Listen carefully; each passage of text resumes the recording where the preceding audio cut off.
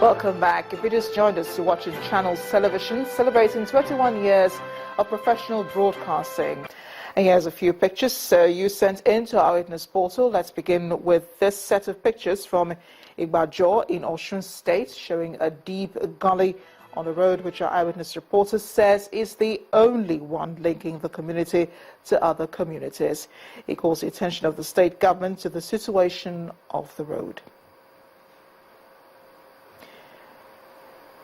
The next image is from Sapele in Delta State, where we see a bad road also. Our Eyewitness reporter wants the government to fix this road to ease movement of residents and motorists alike.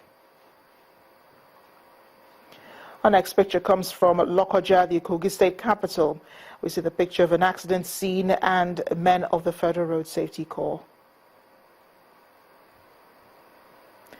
We're in Dede, Abuja, the Federal Capital Territory, where we see the scene of a motor crash, a vehicle crash, you might say. According to our Eyewitness reporter, the accident was caused by a motorcycle going the wrong way in traffic.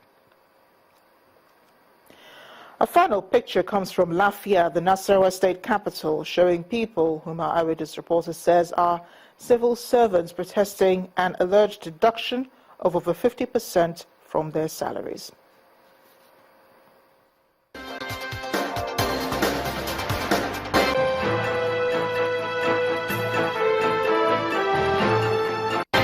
Airtel, the smartphone network.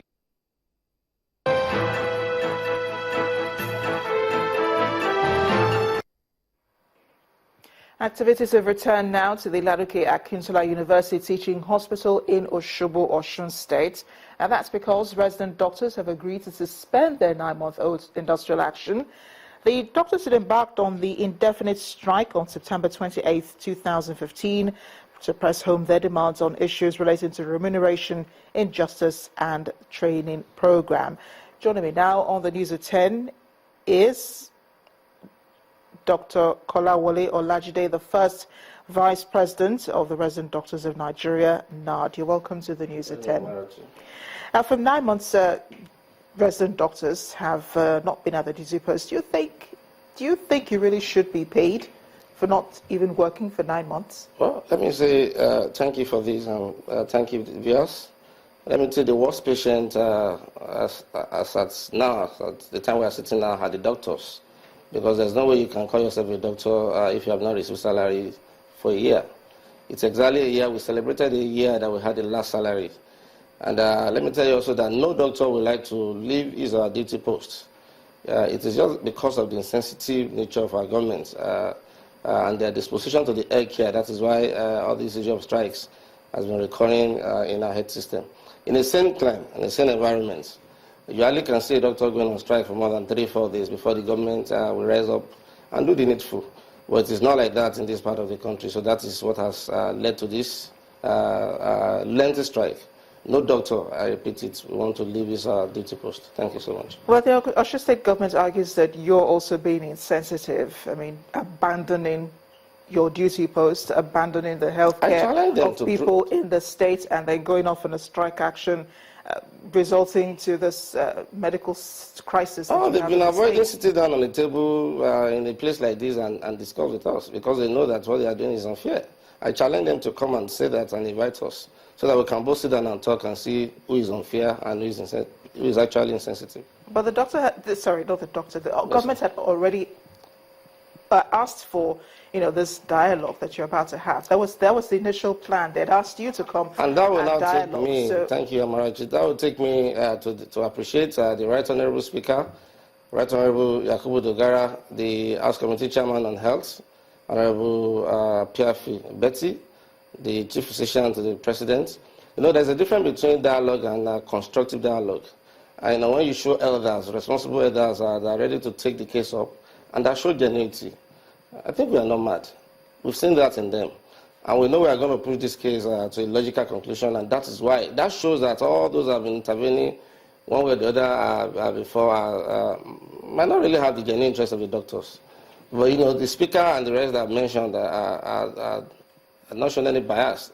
And that is why we're giving them an opportunity for now to go back to our duty post and to render the service to the people of Osun State. Now that you're all going to sit down and talk about the reasons why you embarked on the strike in the first place, you're also still making some demands. Yes. So what's top on the agenda that you will all be discussing when you do so? Basically, they are divided into two. One is remuneration and the other one is scope of training. Remuneration, the government woke up just in a day and decided to slide the salary of doctors without even prior consultation with them. There's an exorbitant tax on the doctors. Also, there is regular payments. Also, even on these, like I said, on these exorbitant tax, we are paying 100% taxation. And government has also refused to recognize or to honor the circular on skipping and relativity as has been done in other states. In terms of training, there are shortage of doctors, resident doctors, in United Hospital Shogo, and also there's shortage of house officers, and even the condition of service should be looked into. And all these, Mr. Speaker, Right Honourable Speaker, has promised to, do something and look into it, and also speak to Mr. President, so that at least we can all come to the round table and get things sorted. Well, hopefully we'll see the outcome of the dialogue as soon as possible. Thank you so much for joining us tonight. Thank you so much. Dr. Kolawole Olajide. Let's take you now to Abuja, where Yemisi Ikpaye is standing by with more on the news at 10. Hi, Yemisi. Great to see you. Hello, Amaratu. Great to see you, and welcome to Abuja, the nation's capital. Army authorities say troops of the 8 Task Force Division have prevented an attempted suicide bomb attack on internally displaced persons at the outskirts of Mongono town in Borno State. In a statement, Army spokesman Colonel Sani Kukasheka Usman says 2 female bombers were about to detonate their explosives among the IDPs who were fetching water at a borehole along Mate Road. They were spotted by vigilant soldiers who opened fire, killing both instantly. However, the explosive strapped to one of the bombers exploded and injured 2 civilians nearby. According to Colonel Usman, the injured persons have been evacuated and are receiving medical attention at the medical facility. A third suicide bomber followed a different route and detonated her device some distance away before troops could reach her. Soldiers have cordoned off the general area and imposed restriction of movement into Mongono. The President has approved a new board of directors for the Nigerian National Petroleum Corporation. A statement from President Muhammadu Buhari's Special Advisor on Media and Publicity, Mr. Femi Adesina, lists the composition of the NNPC's new board. It names the Minister of State for Petroleum, Dr. Ibeka Chukwu, as chairman, with the corporation's group managing director, Dr. Mekanti Beru, and permanent secretary of the Federal Ministry of Finance, Mahmoud Duse, as members. Others on the 9-member NNPC board include Malam Abba Kiari, Dr. Pius Akinyelure, and Dr. Tajuddin Umar. The statement adds that President Buhari has asked the new board to ensure the successful delivery of the NNPC's mandate and uphold the public trust placed on them in managing the critical national asset.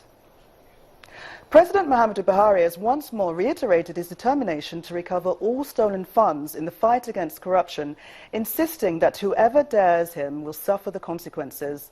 The President was speaking this evening at the banquet hall in the presidential villa at the breaking of fast, with the physically challenged and internally displaced persons living in the Federal Capital Territory, Abuja. The President entered the banquet hall at about 7 o'clock, had a prayer session with them for about 10 minutes before physically serving them one after the other. What do we buy with those billions we have been earning?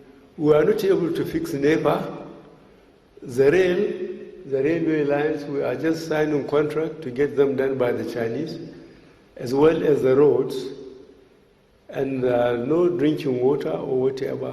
What have we been doing with this money? Some of the answers are coming back by the number of very, very important personnel that are now in detention with indisputable evidence. There was no the evidence from their institutions to their bank accounts, either here or outside the country. We have mismanaged what resources we got. This government is determined that will be transparent and accountable, and whoever dares us will suffer the consequences.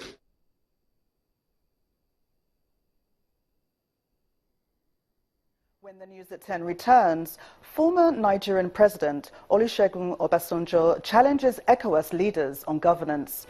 Join us again.